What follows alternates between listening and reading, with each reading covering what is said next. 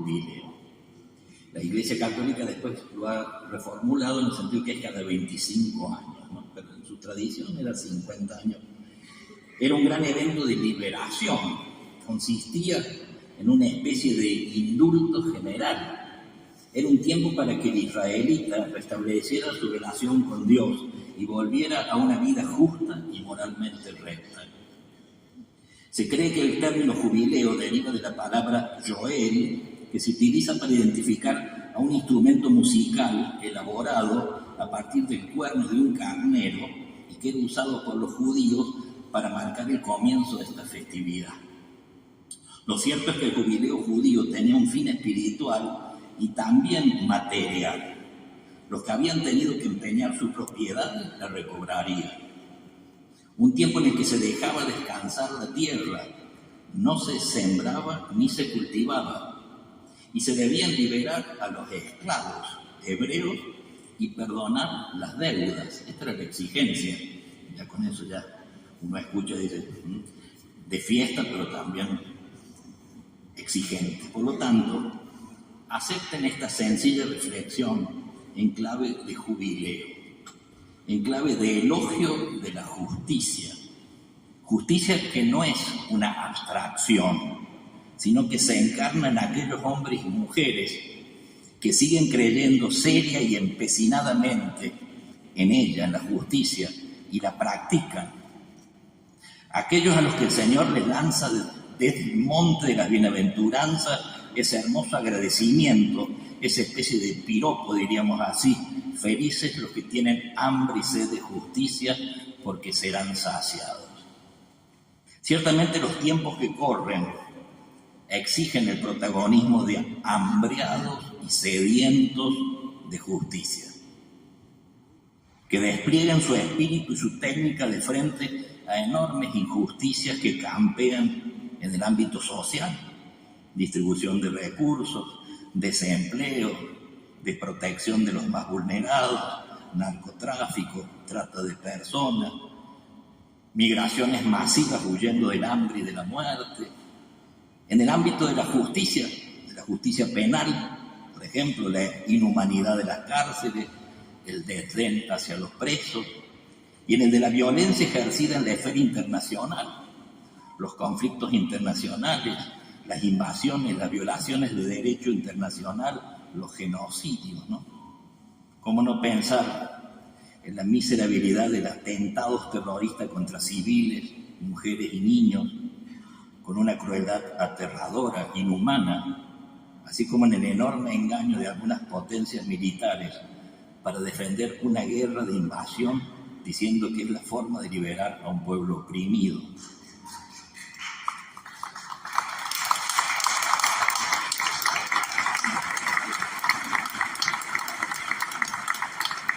¿Cómo interpretar términos tan distantes y cínicos que espero no nos acostumbremos, como los de intervención armada humanitaria o víctimas de daños colaterales o de errores de cálculo? Dios nos libre de abordar el problema de la justicia solo en clave teórico-especulativa. Cualquier intento de abordar el tema en un nivel meramente especulativo es estéril y está destinado a fracasar, porque la justicia no es tanto una idea que se encuentra fuera de nosotros, sino una necesidad que brota de una vivencia personal. La aspiración de la justicia es entrañable y surge de haber conocido la injusticia y el dolor que se deriva de ella y que llama a involucrarse. Se dice que para entender la realidad de los delitos, la realidad de los castigos del mundo de ustedes, tenés que haber visto, se dice, ¿no? Quizás para nosotros la expresión sería más: tenés que haber visitado. La acción de visitar, de ir al dolido, tiene un valor humano y religioso muy profundo. Un visitar que, lejos de formalidad del acto de cortesía, significa involucrarse en una relación trascendental, como la relación bíblica que Dios visita a su pueblo. Es del ver, es del visitar que surge la idea. Cuando nos permitimos participar en la experiencia de lo que hemos oído, de lo que hemos visto, de lo que hemos contemplado, de lo que hemos tocado, es que surgen las grandes preguntas y se moviliza la potencia creativa de hacer justicia. Por eso nos viene bien, ante esta exigencia de cercanía, de proximidad, de involucrarse, aquello del Papa Francisco. Queridos abogados, queridos jueces, queridos agentes de justicia, todos los que están dedicados a esto, los invito, decía el Papa Francisco, a cuidar sus corazones. Que el corazón no se endurezca. Y uno dice, bueno, ¿qué significa? Entonces el Papa le dice, les dejo 2 pistas. La primera, ser mansos y no olvidar nunca el rostro del otro. Practicar lo que él llamó una cultura del rostro. Interesante, los regímenes tiránicos han borrado y borran nombres y rostros. En Auschwitz, San Maximiliano Kolbe, aquel franciscano que muere mártir, cambiando su sitio por dejar libre uno de los que estaban allí prisioneros. En Auschwitz, San Maximiliano Kolbe era el prisionero 16.670. El presidente de Rusia siempre se ha negado a nombrar al hombre que se le opuso valientemente, Alexei Navalny. Él, para el presidente, era simplemente una cierta persona, si lo nombraba. Del mismo modo, Nelson Mandela se convirtió en el rostro de la oposición al régimen del apartheid. Y así, cuando fue encarcelado, se prohibió publicar una imagen de su rostro. Fue borrado de la memoria pública. Así que cuando después de décadas de su prisión le permitieron salir a caminar por la playa, nadie lo reconoció. Su rostro había sido despojado de su poder. Una sociedad que sacrifica el culto del rostro es una sociedad que convierte en esclavos. Por algo, en la antigüedad griega, para llamar al esclavo se le llamaba aprósopos, y aprósopos significa sin rostro, el que no tiene rostro. Nuestro servicio apuesta al desafío de ser rescatados del fango del anonimato por una voz que te llama por tu nombre. Tiene que emprender una aventura fascinante, evitar que el hombre importe menos que las cosas o que las ideas o que las estadísticas o que los números. La otra pista que nos propone el Papa, que el amor y la justicia se encuentren. ¿Cómo se puede amar a alguien y tratarlo injustamente? Quitarle la justicia al amor es destruirlo al amor. No hay amor si no se considera al otro como una persona cuya dignidad debe ser respetada con todo lo que ello implica. Fieles a la noción romana de justicia, como dar a cada uno lo que le corresponde, debemos afirmar que debemos amar a todos los hombres y mujeres. Y no estaremos seguros de amar si nuestro amor no se traduce en obras de justicia. Don Alberto Hurtado decía, nuestras obras, nuestros gestos son el modo de hacer entender a nuestra gente que entendemos su dolor. Y aquí no nos referimos a obras de justicia en un sentido meramente individualista o superficial, sino que nos referimos a 3 cosas. En primer lugar, a una actitud básica de respeto hacia todos los hombres, que nos prohíbe utilizarlos como instrumentos para nuestro propio beneficio. En segundo lugar, una firme resolución de nunca aprovecharnos ni dejarnos sobornar por las posiciones de poder derivadas del privilegio. Estar amparados por las comodidades del privilegio es contribuir a la injusticia, constituyéndonos en beneficiarios silenciosos de los frutos de la injusticia. En tercer lugar, una actitud no solo de rechazo, sino de contraataque contra la injusticia. Una decisión firme de trabajar con otros para desmantelar las estructuras sociales injustas, de modo que los débiles, los oprimidos y los marginados de este mundo puedan ser liberados. Muy conscientes de que el silencio frente a la injusticia abre paso a la división social. La división social a la violencia verbal. La violencia verbal a la violencia física. Y la violencia física a la guerra de todos contra todos. Y acá hago un paréntesis.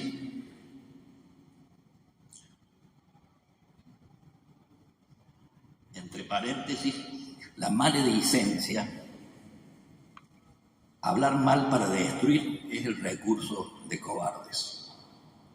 La maledicencia es la consolación de los mediocres. Es signo de insatisfacción, de disgusto de sí mismo proyectado en los otros. No usemos, en el ámbito de ustedes es muy importante, palabras para combatir, para aplastar, para humillar, para ofender. Por el contrario, nos sirvamos de las palabras para animar, para curar heridas, para deshacer el hielo que aprisiona tantas existencias, para buscar un sendero de acceso a las soledades desesperadas, desclavar puertas cerradas, echar una mano a alguien que ya no puedo más, no puede más, ¿no? Que es una frase que ustedes escucharán tantas veces, no puedo más. Hay que volver a usar palabras de ánimo, sabiendo que animar significa dar vida a las personas, devolver el aliento y esperanza a quien está desanimado. No basta gritar justicia, justicia, si no va acompañado del amor. Y si te parece que amor por el otro suena a pilinguería, suena a sensiblería, suena a una palabra que no tiene nada que hacer en este ámbito, podemos entonces hablar del respeto, que es la primera manifestación del amor. Por recordar a San Agustín, que definía a la justicia como una caridad imperfecta y a la caridad como una justicia perfecta. Quien solo grita justicia y no siente al mismo tiempo amor por el otro, compasión, deseo de rehabilitación, de reconstrucción, de renovación, que devuelva a cada uno su dignidad, en realidad no está gritando verdaderamente justicia, o mejor aún, hace de la justicia un escudo para no amar. De hecho, lo que está gritando es venganza. La caridad no debe cansarse de decir a los comprometidos con la justicia que el fin y la motivación de su actuación es la satisfacción de la necesidad ajena, no la propia. Una necesidad que pertenece a una persona de carne y hueso, con un rostro de sufrimiento y en la espera de poder regocijarse y tener esperanza. Está claro que vuestra vocación no es para mediocres, ¿eh? Vuestra vocación no es para insensibles. Vuestra vocación no es para frívolos, sino para vulnerados, para heridos, para apasionados por la justicia. Siempre le robo a Machado aquello tan lindo. Decía Machado, llevaba en el corazón la espina de una pasión, no hay por qué pensar pasión mala, ¿no? Llevaba en el corazón la espina de una pasión. Logré arrancármela un día, ya no siento el corazón. Bendita espina dorada, ¿quién te pudiera llevar en el corazón clavada? Y agrega Machado, un corazón solitario, es decir, un corazón no apasionado, no es un corazón. Y ahora quiero decir una palabrita referida al trabajo en equipo. Y yo los invito, siguiendo a una autora que se llama Almudena Colorado, los invito a un pequeño ejercicio Párate un momento, no párate físicamente, sino párate un momento y pensá en la gente con la que has trabajado bajo su mandato a lo largo de tu vida. De ellos o ellas, escoge a aquellos que más has valorado, que más bien te han hecho. Y después pensá por qué. Será seguramente porque te han hecho sentir que le importabas. Es grato recordar a esas personas y es porque te has sentido cuidado por ellas. Si algo hoy es más necesario que nunca en una persona que dirige o coordina un equipo, es su capacidad para cuidar a su gente. Está claro que debe ser eficiente en su trabajo, saber acerca de lo que se trae entre manos, ser resolutivo y conseguir buenos resultados, pero también debe saber cuidar.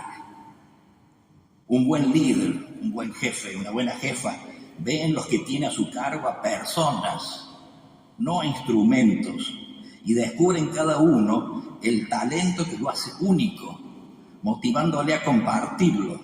Un buen jefe, una buena jefa, hace equipo, aúna esfuerzos, alienta, corrige con ternura, encamina con firmeza, no con dureza, escucha, recula si es necesario, se pone a la cabeza para dar ejemplo y no pierde de vista la retaguardia, no vaya a ser que se le pierda a alguno. Y si alguno cae, se acerca, auxilia, consuela y hace creer al equipo que la caída es de todos y que entre todos se levantarán. Hoy todos deberíamos ostentar el título de cuidador, de cuidadora en nuestro currículum. Ya no es suficiente que seas máster en tal cosa, licenciado en aquella otra, doctora en tal asunto o experto en no sé qué. Hace falta gente que vele por los otros, que sostenga, que esté pendiente, que sepa ser roca y faro cuando las cosas se ponen difíciles. En palabras de San Ignacio, animar a los tímidos, urgir a los indecisos, frenar a los obstinados. De este modo ayudar a que cada uno encuentre su puesto en la comunidad para que haga brotar lo mejor de sí. Recordar que no administramos, sino que conducimos procesos que no nos pertenecen y por lo tanto no exigir ni más ni menos que lo necesario y exigirlo en el momento en que esa exigencia pueda transformarse en algo bueno. Respetar las fuerzas, no maltratar los límites. A veces maltratamos los límites por exceso, cuando pedimos al otro más de lo que el otro puede. Y si yo sé que no puede, lo estoy frustrando, es un gesto sádico. No maltratar los límites, ni por exceso, ni por defecto. Porque también lo maltrato cuando le pido menos de lo que puede dar. Si hay que corregir, que sea siempre en horizonte de cariño. Tener fortaleza para imponer un límite, para saber esperar, ser lazo de unión. Esto es lo propio del líder. Y finalmente aquello de Juan 23, que era su lema de gobierno, se los robó a los romanos. Decía Juan 23, verlo todo, disimular mucho, corregir poco. Normalmente lo que hacemos es ver nada, disimular poco y corregir todo. Así no va. El arte de cuidar. Aquí me vienen a la memoria las palabras de Jesús referidas a sus discípulos.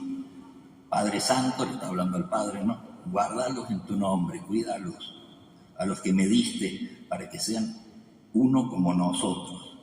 Mientras yo estaba con ellos, yo los cuidaba, en tu nombre, a los que me diste. Me viene bien repetirnos muchas veces esta frase, cuando nos encargan estar al frente de algún equipo. E intentar ponerlo en práctica con mis pobrezas en nombre de Dios, que me ha guardado, y me ha guardado siempre y sobre todo en nombre de los que han recorrido mi vida cuidándome, corrigiéndome, apostando por mí, y que aún hoy dibujan en mi rostro una sonrisa. Por eso es fundamental generar y alentar un estilo de liderazgo centrado en el servicio al prójimo y al bien común.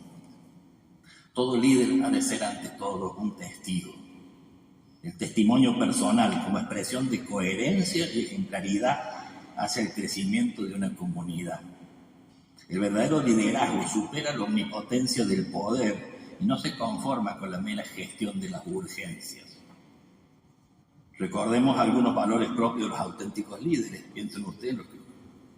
La integridad moral, la amplitud de miras, el compromiso concreto por el bien de todos, la capacidad de escucha, el interés por proyectar más allá de lo inmediato, el respeto de la ley, el discernimiento atento de los nuevos signos de los tiempos y sobre todo la coherencia de vida. Le robó aquí a Don Quijote cuando Sancho Panza está por hacerse cargo de la ínsula Barataria, y entonces con esa sabiduría Don Quijote le dice a Sancho, que anda un poquito agrandado: Sancho, hijo, le dice, está tomado por supuesto de Don Quijote, ¿no? Sancho, hijo, presta atención a tu padrino, que quiere aconsejarte, ser norte y guía, que te encamine y saque a puerto seguro de este mar borrascoso donde vas a engolfarte. Que los oficios y grandes cargos no son otra cosa sino un golfo profundo de confusiones. Primeramente, Sancho, has de amar a Dios, porque en el amarle está la sabiduría, y siendo sabio no podrás errar en nada. Lo segundo, has de poner los ojos en quién eres, procurando conocerte a ti mismo, que es el más difícil conocimiento que puede imaginarse. Del conocerte saldrá el no hincharte como la rana que quiso igualarse con el buey. Haz gala, Sancho, de la humildad de tu linaje, y no te desprecies al decir que vienes de labradores, y préciate más de ser humilde virtuoso que pecador soberbio. Mira, Sancho, si tomas el camino de la virtud y te precias de hacer hechos virtuosos, no hay para qué tener envidia a príncipes y señores, porque la sangre se hereda, pero la virtud se adquiere y vale por sí sola lo que la sangre no vale. Encuentren en ti, Sancho, más compasión las lágrimas del pobre, pero sé igualmente justo con los alegatos del rico. Procura descubrir la verdad por entre las promesas y las dádivas del rico, como por entre los sollozos e importunidades del pobre. Si acaso no aplicas todo el rigor de la ley, no seas motivado por la dádiva, por haber sido sobornado, sino movido por la misericordia. Anda despacio, habla con reposo, de manera que parezca que no parezca que te escuchas a ti mismo, ya que toda aceptación es mala. Come poco y cena más poco, que la salud de todo el cuerpo se fragua en la oficina del estómago. Yo iba a suprimir este párrafo, pero bueno. Si estos preceptos y estas reglas sigues, Sancho, serán largos tus días, tu fama será eterna, vivirás en paz y beneplácito de la gente, y en los últimos pasos de la vida te alcanzará la muerte en vejez suave y madura. Hasta aquí Don Quijote. El lema de este jubileo es justamente ser peregrinos de esperanza, ¿no?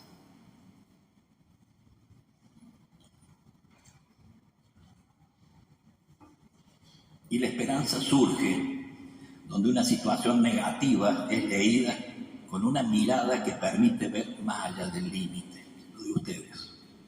Llámese pobreza, llámese dificultades socioeconómicas, llámese muerte.